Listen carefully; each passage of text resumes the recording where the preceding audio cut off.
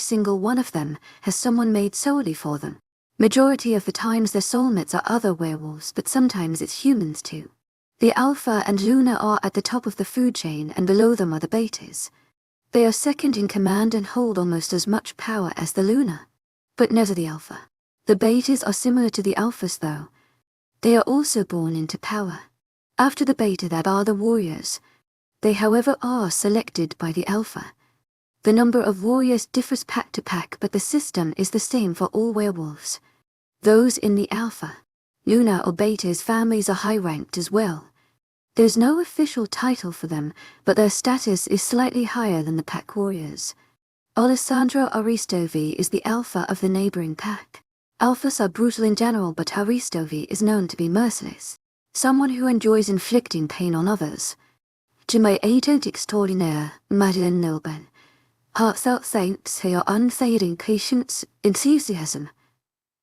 His cousin was dead, and once 𝐿𝐴𝐵 found out, he would seek vengeance, not stopping until he was satisfied. We had our laws and rules to follow, and they had theirs. While our rules were more like guidelines to werewolves, we had to follow theirs strictly as if we were one of them. No one would step in to help us if we got caught. We could have got help if it was some random werewolf. There would have been a report. Evidence would have been collected, and like a decision would be made by both human and werewolf leaders. That's the way it usually works, and this system has worked for years, but when it comes to high-rank pack members, sometimes the human leaders look the other way. It also depends on the alpha of the pack, the way they view humans and the relationships werewolves and humans have in general in that area. There are some places where humans and werewolves thrive together and are treated equally and are treated equally, and other places where it's not a good place to live in as second-class citizen. We're fortunate to live here with Alpha Elias. He's a fair alpha. He does his best to treat everyone equally, which is echoed in his pack.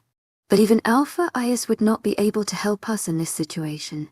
We had to handle it ourselves. I had completed my list while Cami rested. I told her to get some sleep before we did this, but I could see the fear in her eyes. She was too scared to go upstairs and sleep, so I suggested she slept in the living room while I made the plan. I had everything ready and was confident we could sew this. After we buried the body, we would have to clean every inch of this house, just in case we missed anything, burn our clothes, and destroy any objects we used. As long as we stuck to the plan, this would work. Cami, wake up. I shook Cami gently, trying my best not to startle her. We have to do this now. Cami opened her eyes and blinked several times. I was hoping this was all a nightmare. I smiled weakly and helped her up. Here's the plan. We're going to wrap him up with this rug, I told her, using my foot to indicate the rug in the room we were going to use. And then tape it securely. Once we've done that, we're going to put him in the back seat of the car. I don't think he's going to fit in the boot, and I don't want to waste time trying. How are we going to put him in the car? We're going to lift him up. I'll drive my car to the backyard and we'll take him out through the back.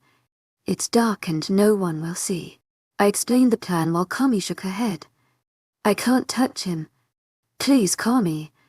I can't lift him up myself. If I could, I wouldn't be telling you to help. Plus he'll be wrapped up in the carpet, so you won't actually touch him. Cami nodded and I let out of relief. We took the large rug to the kitchen. Cami avoided looking down at the man who was there while I crouched down and started pushing him onto the carpet, not bothering to pull his trousers up. Once I managed to get him on rug, I slowly started to roll the rug so it covered his body. It took a lot longer than I expected. His legs were sticking out, so I had to put him in a fetal position, but I managed to do it. After that was done, Cami and I taped the rug tightly, making sure it was secure and that nothing could be seen. If someone did see us, all they would see was us moving a rug. Nothing that would raise any alarms. I drove the car to the back of our house and Cami unlocked the garden door. Slowly and trying to be as quiet as possible, we lifted the rug containing the body and headed towards the car. The weight of the body and the rug caused my arms to ache, but we couldn't stop. We had to get it in the car. Once that was done, we put the shovel and torch into the boot and locked the house. We drove in silence, both of us filled with anxiety and fear. My head felt like it would explode with all the thoughts that were running through it. All the questions and most importantly the doubt. Are we doing the right thing? Is it too late to turn and go to the police? Saddleworth Moor was only 40 minutes away from where we lived.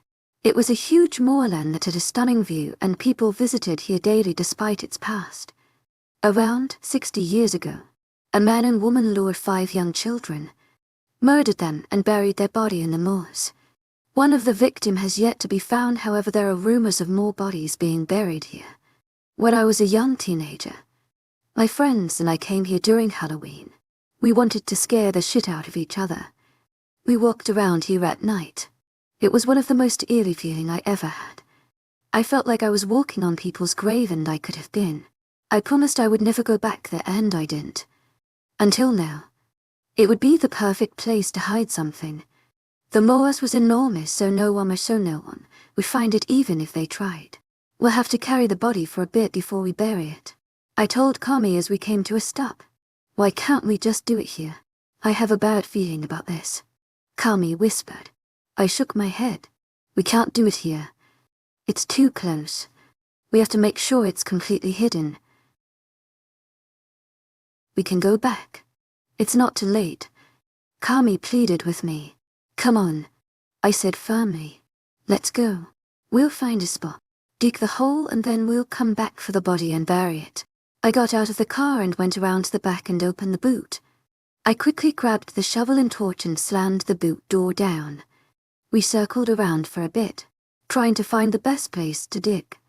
After a while, we finally found a spot. I handed Cami my torch. We'll do it here. In the movies, when you watch someone dig a hole to hide something or bury a body, it looks effortless. They're easily able to break the ground and they're done in a few minutes. I was nowhere near done in a few minutes. It took me almost an hour to dig a hole big and deep enough to fit 𝐿𝐻𝐸. By the end of it, I was completely drenched in sweat. My arms quivering from the pain and my body crying out for a break, but we couldn't stop now. Maybe you should take a break, Cami suggested as she looked down at the huge hole. No, let's finish this. Carrying a dead body wrapped in a rug with a torch in between my teeth in the dark was not something I would recommend. We made several stops. Almost slipped and knocked ourselves out, but finally managed to take the body to his final resting spot. He fell with a loud thud, causing us to wince at the sound. I grabbed the shovel again, and this time, instead of creating a hole, I covered it up. It's done. I sighed in relief as I looked down. We just need to clean up now and lay low for a bit. We're going to be fine. The drive back home was almost therapeutic. Completely opposite to how I was feeling driving to the moors. I felt as though a weight had been lifted from my shoulders, and while I should be horrified at the crime we had just committed, I felt almost happy at how well we did. Oh God, I sound like a psychopath. I parked the car in front of our house and leaned back against my seat. We need to clean up now. We have cleaning products in the house. We'll use that. If we run out, we'll get some tomorrow morning. I'll also take the car for a wash and we'll toss the phone out on the way. I'll ring college and let your tutors know you'll be off for a few days. Cami stared blankly out of the window, not responding to what I said. Cami, I said softly. To my 𝐿𝐻𝐸, heartfelt thanks for your unfailing patience, enthusiasm. You're safe. Cami's teary gaze met mine. Why don't I feel safe then? I swallowed the large lump in my throat. I promise I won't let anything happen to you. If it comes to it, I'll take the fall. Do you want to talk to someone about it? No. I put my hands up. Okay, you don't have to. Just a suggestion. Come on, let's go inside. We were at the front door when I remembered the torches and shovel in the boots. Go on. I'm going to quickly grab the stuff. I ran to the car and grabbed everything. In a rush to go inside, I failed to notice something. A pair of dark eyes watching me intently. Chapter 4. I needed sleep. My body was craving it, but my mind just would not switch off. All the things that could go wrong kept running through my head. Our plan only consisted of what we had to do to stay undiscovered, but what if someone found out? What would we do? I had to have another plan. Just in case. Cami came home from work and needed to take a shower. She popped her head into the living room to say hello and then went upstairs. I decided now would be a good time to take a break from my uni assignments and went to the kitchen to make myself and Cami a hot drink. I was grabbing some mugs when there was a knock on the door. I flung the door open expecting it Mrs. McCluskey, but instead there was a man. He forced his way in. I tried to stop him, but he was too strong. I ran to the kitchen. I needed to get out of the house, but he was too quick and grabbed me. My memories are muddled up here. I can't remember exactly, but he attacked me and I defended myself. I hadn't meant to kill him. I wanted him to stop. Next thing I knew, he was dead and I was standing over him with a knife. I panicked. I didn't know what to do, so I grabbed the rug from the living room and wrapped him up in it. Taped it up and dragged it to the back garden. Cami came down just as I was cleaning up the blood. I told her I dropped some wine and told her to put something on Netflix while I made us some food. When Cami fell asleep, I drove the car to the back of the house, dragged his body to the car and drove to Saddleworth Moors. I buried him there and then came home. Cami knew nothing about this. She had no idea what happened. That would work. If it came down to it and somehow we got caught. That's what I would say. No one has to know the truth and Cami would be safe. A muffled scream had me jumping up from the bed. Without turning the lights on, I ran to Cami's room, tripping over the shoes I discarded earlier. I barged into Cami's room, expecting someone to be there, hurting her, but no one was there. I'm sorry. I just had a nightmare. I didn't mean to wake you up. Cami sobbed into her pillow as I switched the lights on, placing a hand over my racing heart. I went over to her and got into bed. It's okay. It was just a nightmare. I'm going to stay here with you. Thank you. Cami sniffed and turned around so she was facing me. I'm sorry. Nola, just try to get some rest. I told her quietly as I stroked her hair. It was something Mum used to do to the both of us when we were younger at a bad dream. It would relax us completely and within minutes we would fall back asleep. You know what I was thinking? Half-term is only a couple of weeks away and it's been a while since we've been on holiday. We could go somewhere for a few days. Relax during the day and drink shitloads of alcohol during the night. Cami made a noise that sounded like a 𝐷𝐴 F mixed in one. I'm underage. I can't drink. Just this one time I will look the other way, and by the other way I mean buy you the drinks. Cami smiled weakly. Where should we go? It has to be in Europe.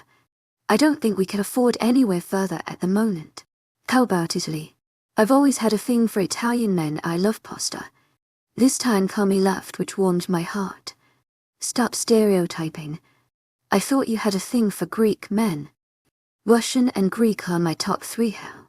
You've never even been with any of them.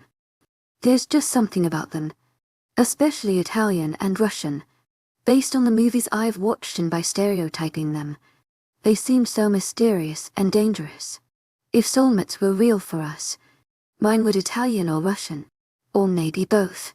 It was silent for a few minutes before Cami started to talk again. Her voice barely over a whisper, so I knew she would be asleep soon. I like the idea of soulmates. Someone who loves you unconditionally and will always protect you. I continued to stroke her hair in silence, but my one thought ran through my mind. I will always protect you. Cami. It had been a few days since the incident, and as the days went by I felt myself relax.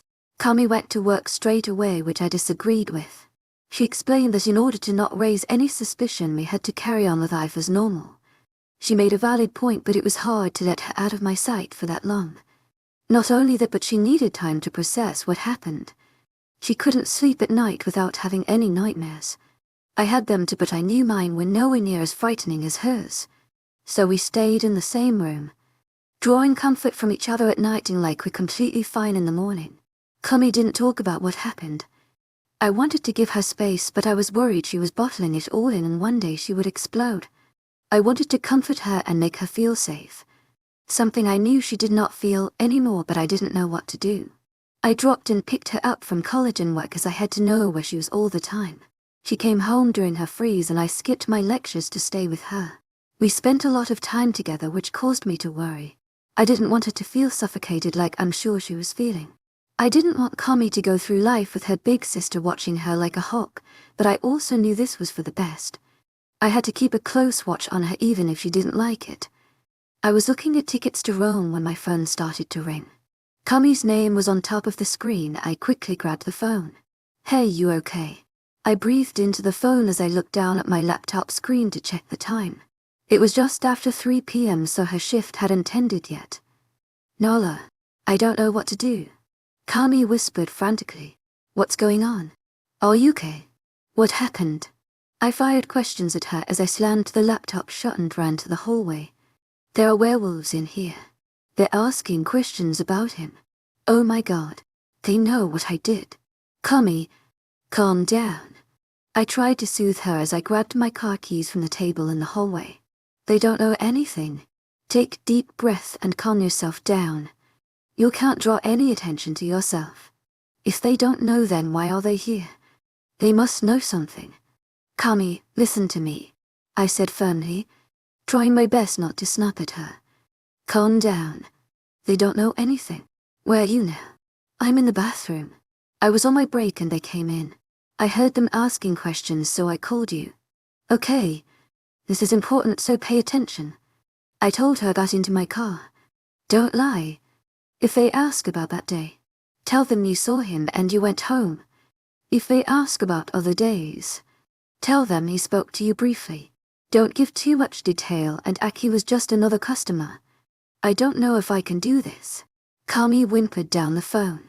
Nola, I'm scared. I know you're scared, but you have to do this. They'll speak to you for a few minutes and move on. You can do this, Cami. I know you can. Keep your phone on you and keep me on the line. I'm going to mute myself so they won't hear anything. Can you do that, Cami? 𝐊𝐢𝐳𝐸𝐾𝐜𝐬𝐷. Heartfelt thanks for your unfailing patience, enthusiasm. You're going to be fine. Just carry on as usual. I'm going to be fine. Cami echoed back. I pressed the mute button on the phone as I started to drive. I heard Cami mutter to herself as she tried to calm herself down. I didn't want to alarm Cami further, but I was completely shitting it. I was scared she would say something that would point to us. I felt helpless as I heard Cami exit the staff bathroom and briefly talk to a colleague. I wanted to run into the CAF and pull her out, but that would draw too much attention to us. I would just have to wait outside and listen into what they ask. I'm going to the front. Nola, I'm so scared. I heard Cami whisper. Me too. There you are, Cami, a male voice said from a distance. This is the 𝐵𝐷𝐸𝐿. He's got some questions he wants to ask you. O-E-R-N. Hello, 𝐵𝐷𝐸𝐿. W-H, what kind of questions? Cami's tone was laced with fear. The man who I assumed was her colleague ignored her. 𝐵𝐷𝐸𝐿. Would you like to use the office at the back? No, 𝐵𝐷𝐸𝐿 answered. He sounded casual, like he didn't suspect anything. We can talk at the front. I heard movement and the distant sound of people chatting became louder. Have you seen this man? 𝐵𝐷𝐸𝐿 questioned Cami. It was difficult to hear him clearly with the noises in the background. Why, yeah, he came in a few days ago. Why, how often does he come here? 𝐵𝐷𝐸𝐿 asked. Ignoring the question Cami asked. I'm not sure. I don't work here every day. What days do you work here? It depends. We have a rota. Most of the time I work during the weekend because I have college. Cami explained, her voice slightly shaking. How old are you? I'm 17. Cami's voice was barely audible. And did you talk this man? On the day that he came in? 𝐵𝐷𝐸𝐿 asked after a moment of silence. Not really. It was silent after that and I didn't know what to think of it. Did he believe her? Did he suspect she knew more? Cami. Why, yes. Can you lead me to the back office? I want to have a look at the security tapes. 𝐊𝐢𝐳𝐸𝐾𝐜𝐬𝐵. Heartfelt thanks for your unfailing patience, enthusiasm. I don't have a key though. Only Daniel has it. He's the manager. Go get the key, 𝐵𝐷𝐸𝐿 demanded. I heard Cami mutter a response as I parked up behind the store. Maybe I should come up with an emergency and tell Cami's manager she has to go home now. Would that work? Or would I just cause 𝐵𝐷𝐸𝐿 to become suspicious of Cami? No, I had to wait until her shift ended. He doesn't sound like he suspects anything. We need to keep it that way. Cami was doing so well. Seeing me might change that. The constant buzzing sound of people talking started to fade and all I could hear was footsteps. Cami must be walking 𝐵𝐷𝐸𝐿 to the office. It was like this for half a minute or so, but it felt like hours.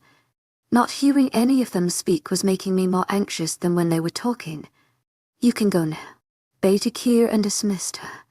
I could hear Cami practically run away. The slamming of the door seemed extremely loud and echoed into my ear. Oh my God, that was so scary. Cami muttered into the phone.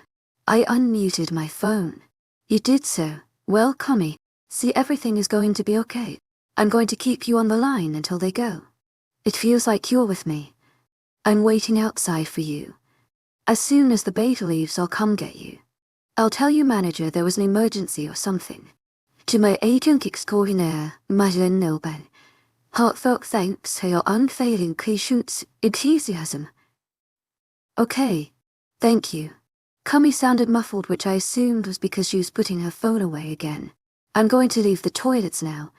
You need to mute yourself. I was just about to tell her I'm going to do that when I heard some voices in the distance. I put myself on mute and waited for Cami to leave the toilet. I heard Cami exit the toilet, but instead hearing her footstep I heard a thumping noise. As if Cami had bumped into something. I wanted to ask if she was okay but had no way of knowing if anyone was around her. I'm sorry. I didn't mean to bump into you. Cami uttered the words quietly. Judging by the tone of her voice, she must have bumped into 𝐵𝐷𝐼𝐻 or another werewolf. It was silent for a few seconds before Cami spoke again. I have to get back to work. Stop. A deep voice growled. Yes, sir. What are you doing? Cami questioned, her voice filled with alarm. There was a little scuffle noise and I held the phone tightly, trying to figure out what was going on. Your scent, little human, is very interesting. Chapter 5. Her scent. What the hell is he talking about? Who is he? What? Cami stuttered out. To my agent extraordinaire, 𝐿𝐻𝐿, heartfelt thanks for your unfailing patience, enthusiasm. Another voice in the background called out. I have the tapes. To my agent extraordinaire, 𝐿𝐻𝐿, heartfelt thanks for your unfailing patience, enthusiasm. Was that Alpha, Lissandro? Good. There was a pause before the Alpha spoke again. Did you talk to this little human? Yes, spoken to Cami. Now, Cami, I want you to be a good human and tell me the truth. Alpha Alessandro was deep and smooth. What is going on? Does he know? I felt so helpless sitting in my car listening to the conversation. If he didn't suspect anything and I rush in there, he definitely would, but what if he does suspect something and I'm just sitting here doing nothing and now something bad happens to Cami? I decided to wait for a few minutes. Listen to what the Alpha had to say first before barging in. What's going on? Cami whispered. She sounded confused and scared. Just like 𝐻𝐿. There's nothing to fear. The Alpha did not sound reassuring at all. Have you been around any female werewolves today? Female werewolves? No. Are you sure? Do not lie to me. The Alpha snarled, sounding almost upset. Maybe a customer. I don't remember. I'm not lying. The Alpha let out a growl. A fucking human. Not possible. To my agent extraordinaire, 𝐿𝐻𝐿, heartfelt thanks for your unfailing patience, enthusiasm. The other male voice called out, sounding very comfortable despite the growls from the Alpha. I'll deal with this later. A fucking human. The Alpha scoffed, sounding disgusted. I waited to hear more, but the only sound I heard was descending footsteps before hearing a door open. OMG. That was the Alpha. Cami whispered frantically into the phone. I can't do this. I'm so scared. You should have seen him, Nola. He was so angry. I unmuted myself. Okay. Just get out of there. I'm at the back. Just say something came up and leave. To my agent extraordinaire, 𝐿𝐻𝐿, heartfelt thanks for your unfailing patience, enthusiasm. Cami hung up the phone and I put my hands on my face. This was such a mess. I had no idea what was going on. Why was the Alpha asking Cami those questions? Maybe staying here was a bad idea. Should leave now while we have the chance. But where would we go? Should we leave the country? Can we uproot our whole life here and move to a foreign country? A knock on the window almost had me jumping out of my seat. You scared the shit out of me. I told Cami as she slid inside the car. Hey, you okay? I asked Cami, who was seated in the car with her eyes closed. I'm so scared, 𝐿𝐻𝐬. I feel scared all the time. Me too. Come on. Let's go home. I started the car and then turned to look at her again. What happened exactly? I thought you heard everything. I did with the beta, but I'm confused about what happened with the alpha. I told her as we drove away from the 𝐶𝐬𝐻𝐬. Me too. I bumped into him when I left the toilet and he just stood there staring at me. I was going to go back to work and then he told me to stop. All of a sudden he grabbed me and pulled me towards him. I was so scared I kind of froze and he just started sniffing me. It was so weird. Then he started growling and he looked so angry. What does that mean? I have no idea. Look at the bright side. It doesn't sound like they suspect anything. Did you not listen to what I just said? He was growling and looked pissed off. I think that means they suspect something. Cami snapped, slamming her hands down on the dashboard. 𝐿𝐻𝐬, I said softly, trying to soothe her. This is not bad news. He sounded pissed off about something else. Not his missing cousin. If he suspected something, you wouldn't be here. When is this nightmare going to end? This is just the beginning, great. I threw Cami a dirty look. Shut up. Like I said, this is just the beginning. Things will be difficult for us now, but as time goes on it'll get better. We just have to wait this out. I know it's hard and you're scared. I'm scared too. I'm fucking terrified about what could happen, but we can do this. You're right. 𝐴𝐻𝐬𝐻𝐬, 𝐊𝐻𝐬𝐻𝐬. Heartfelt thanks for your unfailing patience, enthusiasm. We're going to be fine. Hey Jackson, I need your help with something, I said as I sat down on the uncomfortable chair, putting my bag on the floor and pulling out a notebook. What's up? 𝐿𝐻𝐬, Jackson asked, looking up from his laptop with his dark eyebrows raised. After the incident at 𝐶𝐮𝐧𝐷 with the alpha and beta, Cami took some time off. She called in sick for a few days and swapped her shifts. She then told her manager about taking some time off for a holiday. Her manager refused as it was short notice and she had missed a few days already. She then handed in her notice and left. Now, if anyone looked into why Cami suddenly left, it would be because a 17-year-old girl wanted to take time off to go abroad on her break from college. Nothing suspicious about that. Things were quiet. Nothing happened after the incident, but there was something about the way the alpha acted that I couldn't let go. So you know you have a thing for werewolves, right? I started off, causing Jackson to narrow his dark blue eyes at me. You make it sound like some weird fetish. It's not a fetish. I'm curious about their world. I raised my hands up in mock surrender. I know. Probably shouldn't have worded it like that, but I have some questions about werewolves and you're the only person I know who knows so much about them. Please, will you help me? Jackson shrugged and closed his laptop. Okay, what questions? I lifted up my notebook and showed him. I have a list. Okay, so say like I bumped into a random werewolf and he started to sniff me. What does that mean? That you need to take a shower? You're such an annoying little shit. I need to know the answers to these questions. It's important. Jackson frowned. Are you okay, 𝐿𝐻𝐬? I'm fine. 𝐴𝐻𝐬𝐻𝐬, 𝐊𝐻𝐬𝐻𝐬. Heartfelt thanks for your unfailing patience, enthusiasm. Sorry, haven't had my daily dose of caffeine yet. You sure? Jackson probed, not looking convinced. Yet anyways, back to the question. What does that mean? As you're already aware, werewolves have a better sense of smell than we do. So if he was sniffing you, he probably smelt something that you couldn't smell. That's it. What if he said something like it's an interesting scent? And asked if I had been around other werewolves. I knew it was just more than him just smelling Cami. He could have smelt someone else's scent on you. Werewolves don't go around sniffing us. There's only a couple of reasons why our scent could be interesting to them.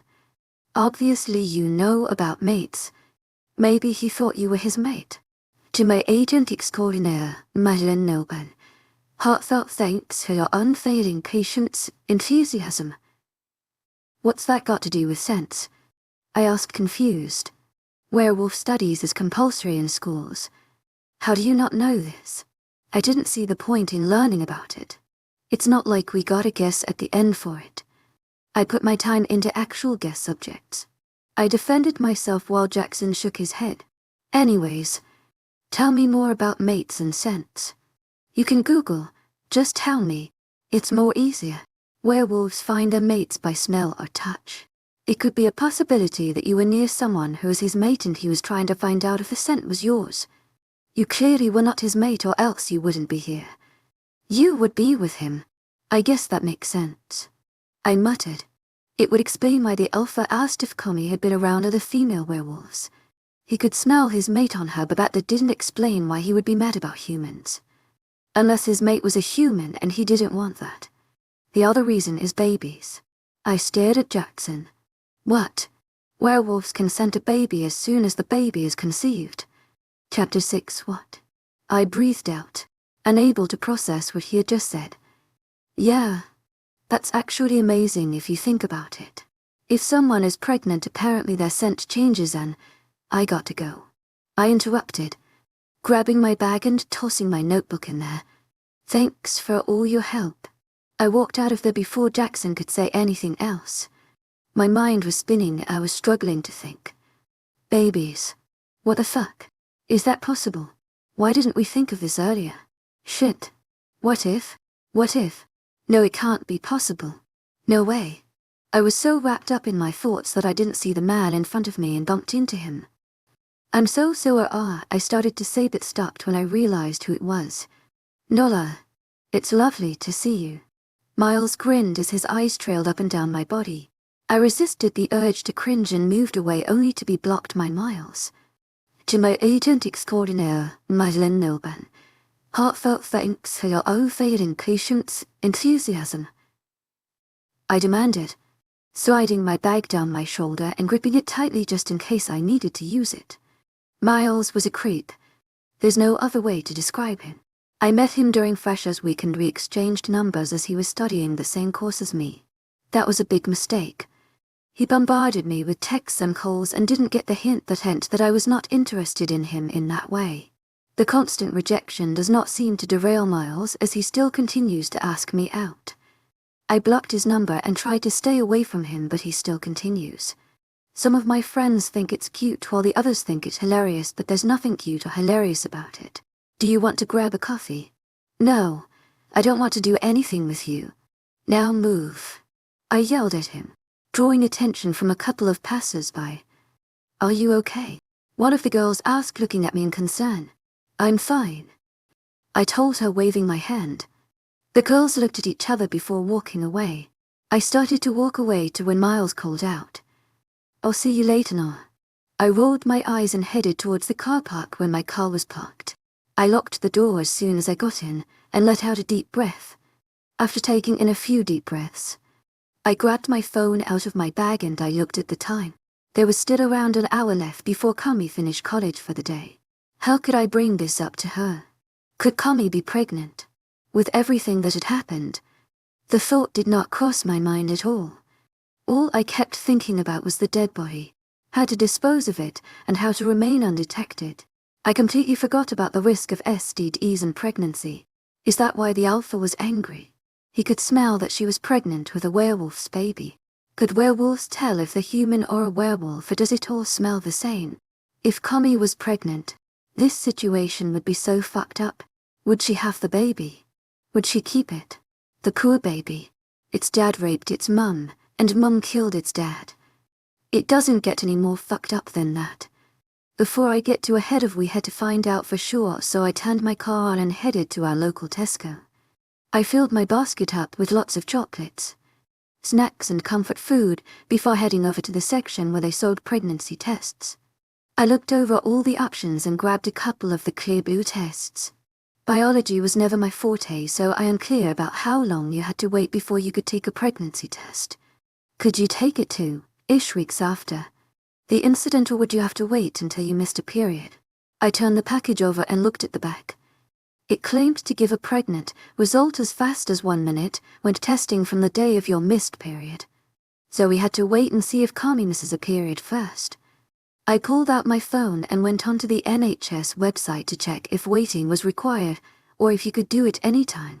According to the website, you could take a pregnancy test before you missed a period and as early as 8 days after conception. Satisfied with the answer, I went to check out and texted Cami letting her know where I would be parked. Now I had to come up with an idea of how to bring this up to Cami without her freaking out. Not disclosing this information wouldn't work.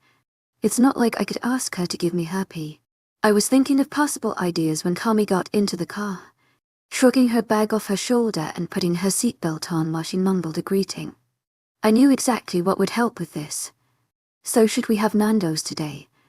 After stuffing our faces with peri chicken and chips, we got some McFlurry from McDonald's and headed home. Cami was in such a good mood that I felt incredibly bad for bringing up the possibility that she may be pregnant with her dead rapist's baby. As we drove back, she spoke about her day in college, what her friends were getting up to over the half-term and how excited she was about going to Italy. She was slowly returning back to her old self, and I felt guilty knowing I was about to ruin her good mood. I opened my bag and pulled out the pregnancy test, which caused Cami to look at me in confusion. "Nala, are you pregnant?" Cami gasped, her eyes widening in shock. "No, I'm not pregnant." I paused for a bit, unsure of how to continue. "So you know Jackson?" Cami nodded, so I continued. "Well, I was asking him about werewolves and why the alpha could have been sniffing you, and don't freak out, but he said it could be that you were around his mate or that you're... I'm not saying you are, so please don't panic, but it could be because you need to take a pregnancy test." Cami looked like she was about to pass out. "What? I'm not saying you are pregnant, but let's just check to make sure." Cami burst into tears. "I can't be pregnant.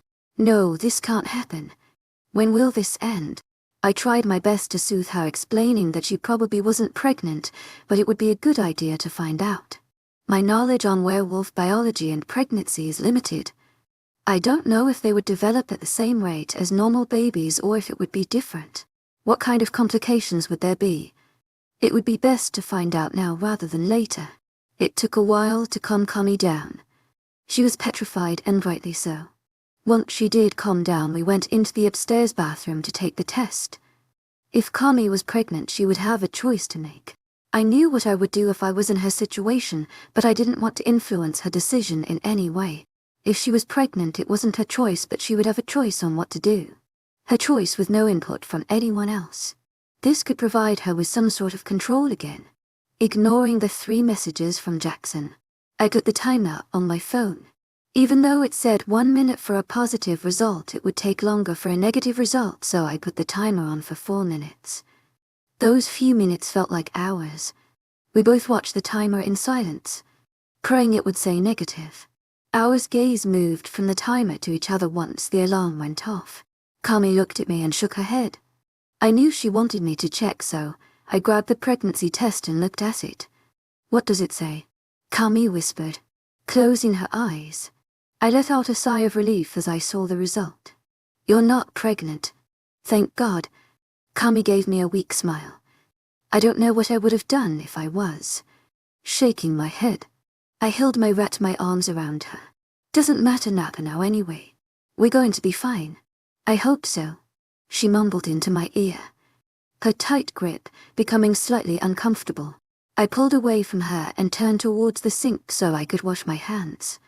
"Time to celebrate. Let's order some dessert. We just had some." That was a tiny ice cream. I'm talking about cookie dough or waffle. "Hey, is that why we went to Nando's? Because you thought I was pregnant?" I looked at her unapologetically. "I'm going to change into my PJs. Why don't you put the telly on?" Cami agreed and headed downstairs while I went into my bedroom. I quickly changed into my PJs and texted back. I briefly made up an excuse and told him I would explain next time I saw him, which obviously was a lie. "I want both, so should we get one of each and share it?" I called out to Cami as I came down the stairs. There was no response, so I called out louder. "Cami, did you hear me?" I stopped in my tracks when I saw Cami standing there staring at a piece of paper. "What's that?" I asked her as I came closer.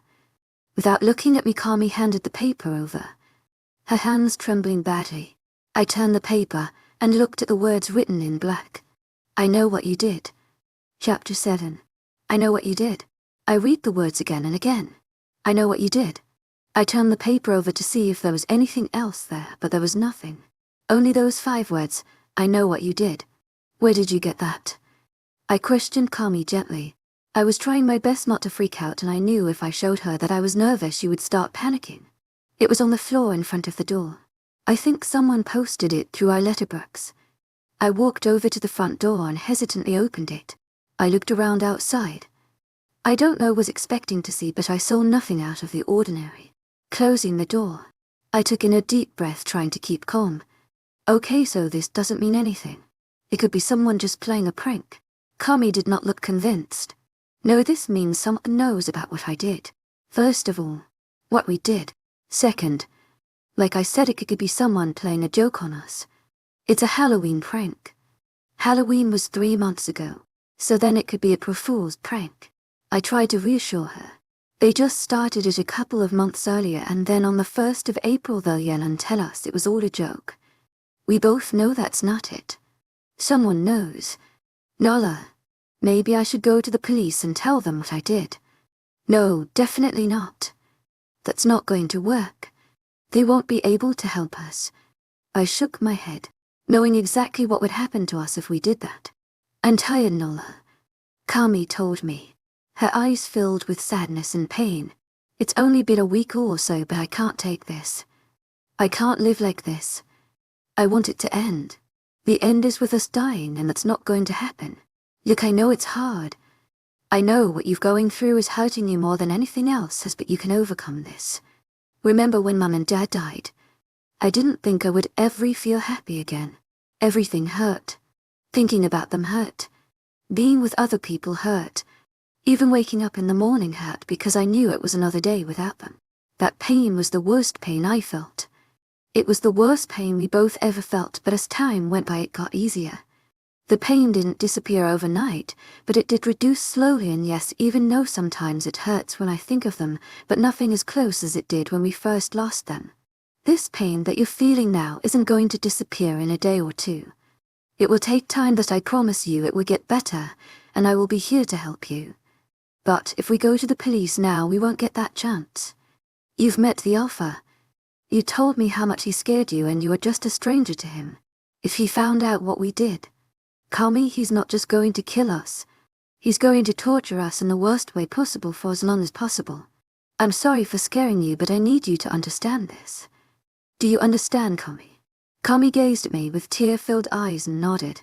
I understand. But who could have sent that? Do you think someone actually knows? Nope. I honestly think it's just someone messing with us. I must have sounded convincing because Cami nodded, looking relieved.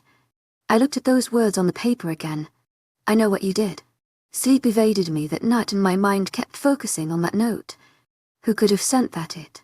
Did someone actually know what we did? If they did, how? How could they possibly know what happened? Was it the Alpha? Did he know what we did and now was toying with us? Maybe this was a game for him. What should we do now? Should we run? What if the Alpha didn't know and sent that to see what we do? What if it was a test to see if we run or not? And if we run, that confirms his suspicion. Just as I was about to fall asleep, my phone vibrated, alerting me that I had a message. Groaning slightly, I grabbed my phone, trying not to move too much as Cami was sleeping beside me. My eyes squinted and adjusted to the bright phone light as I looked at the unknown number, deciding that it was probably a wrong number and that I would deal with it later. I put the phone back down on the bedside table only for it to vibrate again, feeling more annoyed than sleepy now. I sat up and unlocked my phone first, putting my phone on silent before clicking on the messages. Did you like my note? I know what you did. I rubbed my eyes as I read those messages, not fully comprehending what I was reading. Another message came through. I know you're there. I almost jumped up from bed, my heart pounding as I looked around. I typed a message back, my hands trembling as I hit the send button. Who is this? My heart felt like heavy in my chest as I waited for a response. Did you like my note? I waited for more, but no, the messages came, so I texted back. I don't know what you're talking about. The reply was almost instant and my eyes widened as I read it. Don't play dumb, Nala. You're smarter than that. I got out of bed and grabbed that was draped across my desk, girl. I quickly left my bedroom and headed downstairs. I didn't want to risk waking Cami up. Who are you? What do you want? The joke isn't funny. There was no response for a few minutes, causing me to feel agitated. I went into the kitchen and poured myself a cold glass of water. I know what you did. The constant repeating of the same message was starting to piss me off. Clearly this was just someone playing a joke. Fuck off. I'm blocking you. I was ready to block and delete the number when another message came through. I wouldn't do that if I was you. I saw you that day. I saw what you did and I know what's in 𝐵𝐷 Morris. My phone slipped out of my hand and I felt my breath come out in short. Rag gasps. This wasn't a joke. Someone knew what we did. Someone actually saw us. The phone lit up again with another message and I closed my eyes, too afraid to open it and read what it said. You're going to do what I say or else I'm going to tell everyone what you did. I wasn't sure if I should play dumb or not. What if that angered them?